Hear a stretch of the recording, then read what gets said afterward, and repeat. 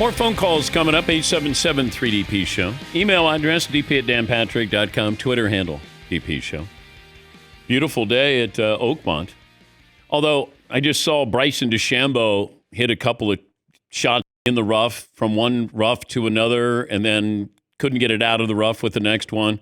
If you put it in the fairway, it probably looks like not that difficult of a course. The problem is trying to keep it in the fairway. Yes, Paulie. They were just showing an overhead shot, the flyby cameras at Oakmont.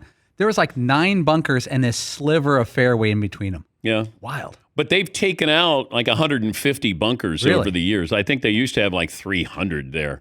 Ernie else knows all about that. He won 4 majors. He won the U.S. Open twice. He won at Oakmont, winner of 80 pro tournaments worldwide. Ernie, good to talk to you. Thanks for joining us. What do you see when you see Oakmont? Hey, Dan, good to be with you, my friend. Yeah, no, listen, I put something on Instagram yesterday, just because weather plays such a big part in golf. They've had some wet weather up there in the Oakmont area, Pittsburgh. And I just kind of reminisced of our time in 94. We had a heat wave, 31 years ago, and the golf course was rock hard. But with all the moisture up there in Oakmont, it's nice and green. And as you just said, if you can get it in the short grass, you can put spin on the ball and you can get some control in your game. And I think that's what most of the leaders are doing this morning. They went out this morning with a bit of moisture and they're putting it in play. And from there, you can hit some shots. They've already had 2 holeouts. Have you seen those 2 holeouts? I just saw one. Shane Lowry just holed out on number 3. So, do you like playing? Should the U.S. Open be the toughest golf course you're going to play that year? Yeah, I believe that. I mean, all throughout my time, at the highest level, the U.S. Open was the toughest challenge by none. Every now and again you go to the Open Championship. I remember in '02 when we played at Muirfield, there was a Saturday, just this dark cloud came over and there was all havoc, ensued. Even Tiger had a tough day. He didn't have too many tough days in his prime, but he had a tough one. And but other than that, the U.S. Open is the toughest challenge. You have some of the greatest championship golf courses in this country, and they like to make them very, very hard, which is so what you're in for. What were you, 24 when you won at Oakmont? Can you believe it? Yeah, 24. It was a long time ago, baby. But if you could go back and tell that 24-year-old something, what would you tell yourself? Well, a lot. I mean, I remember, in my speech afterwards, I said, people will have to be patient with me. I've got a long way to go. So that was kind of wise words from a 24-year-old, because that's exactly what's ensued. It's been a long road. I did win another 3 majors, starting at 24 to only win another 3, it just shows you how tough it can be to win major championships. I won my first one at 24 and my last one when I was almost 43, when, Adam Scott had a tough finish, at Lytham. So, I've had some good stretches of golf.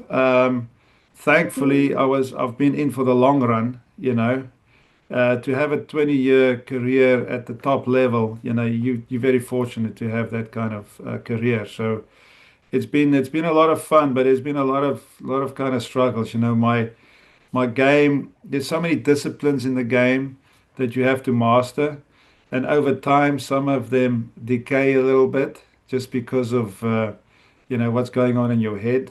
And obviously I had some putting problems, and that's kind of that held me back a little bit. But for the most, it's been a good run. When did you first hear the name Tiger Woods? No, I mean a long time ago. I mean, I remember playing the Buick Classic at Westchester Country Club, and that was another favorite golf course of mine. And Tiger was playing the Pro-Am, and everybody was kind of talking about Tiger. I think this was back in '94 even, or '95. I mean, he's a couple of years younger than me. So we all kind of stood around as little kid, and everybody said, no, he's going to be the next thing. So I met Tiger back in those days, and he played in quite a few events as an amateur. So now I was paired with him. I think I was paired with him in '95 when John Daly won the Open Championship at St Andrews. I was paired with Peter Jacobsen, Tiger, and myself.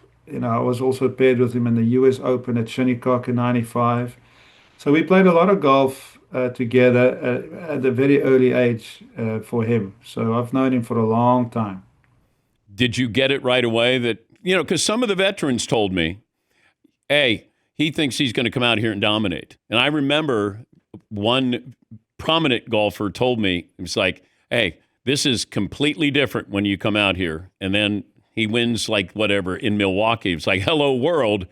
And, he didn't open the door. He knocked down the door. Yeah, I mean it's like any other sport. You go from college football or basketball or baseball into the pros, and there's a different talent level there. There's a different atmosphere, so to speak.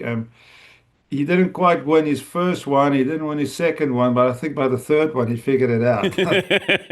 I think he won in Vegas or something ridiculous. I remember speaking to Tiger. I had a close finish at the Open Championship, but Tom Lehman won in at Lytham St Anne's, and I finished second. I was sitting in a locker room that there's just a wall between the 18th green and the clubhouse where the locker room is, the men's locker room. I sat there, I was having a couple of beers, just reflecting on, you know, how close it was. And Tiger slid in next to me, and he started talking to me, and I was like, what do you mean? He says, no, you think I'm ready? I said, what do you mean? What are you talking about? He says, no, I'm thinking about turning pro. And it was probably one of the biggest mistakes of my life when You told him yes. You were. I should have told him, go back to Stanford, get a real job. You're not good enough. Is Scottie, has he graduated to when we had Tiger versus the field, is it Scottie versus the field now in these majors, in your opinion? I saw that you guys starting to talk about that.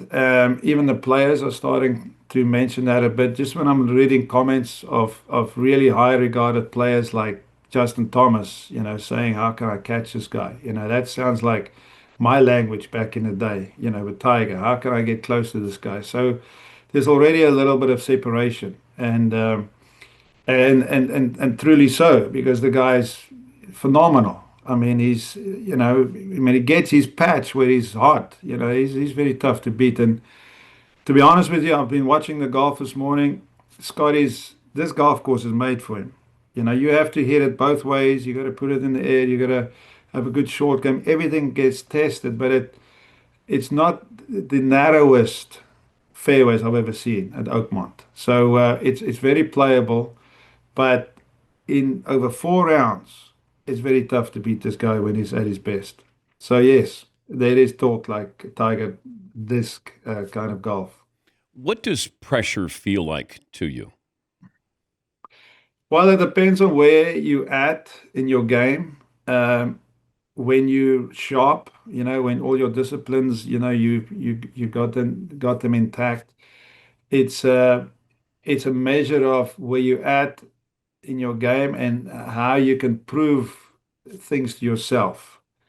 Because the highest pressure is when you really get tested, and if you want to get tested against the field, pressure is the best barometer to test yourself. So it feels like you going through a test where your game's at when you inform. When you're not informed, it's one of the worst experiences because you don't trust yourself.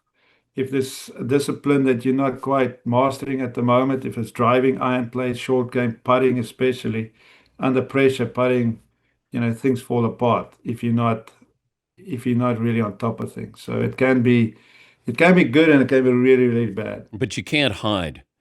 That's the thing about golf is when I play on the weekend, I can reload. You got to go play your foul balls.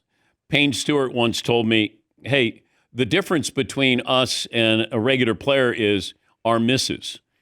we know we're going to hit great shots. It's our miss might be 3 yards off, yours might be 30 yards off. But have you had that feeling on the golf course where you go, I could just leave now and walk off the course and be done with this. Go have a beer and, I forget, the hell with the last round.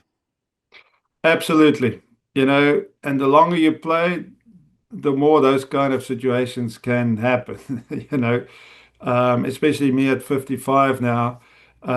If I have to put myself in that situation and I'm not on top of my game, that golf course will eat you alive, if you're not on your game. The greens there are some of the most treacherous greens you'll ever putt on. You're going to see four putts there, believe me, over this week. You're going to see duffed shots out of the rough. And you're right. And Payne Stewart is right. In major championship golf, it's not about the great shots. It is, yes. But it's those shots that you miss and you don't have a chance of hitting a shot near the flag. Where do you play it to where you have a chance to get the ball up and down or save a stroke or save two strokes? And that, at the end of the day, can be winning or losing at the end. If I made you drink a beer each hole in the major, who would have the most majors? Without a doubt, John Daly. Have you ever had a 19th hole sit down with John where you have a couple of beers? Now, I've known John before the US public knew about John. John came down to South Africa in the late 80s, early 90s, and he was a superstar down there before he became a superstar here in the US. He won some tournaments down there.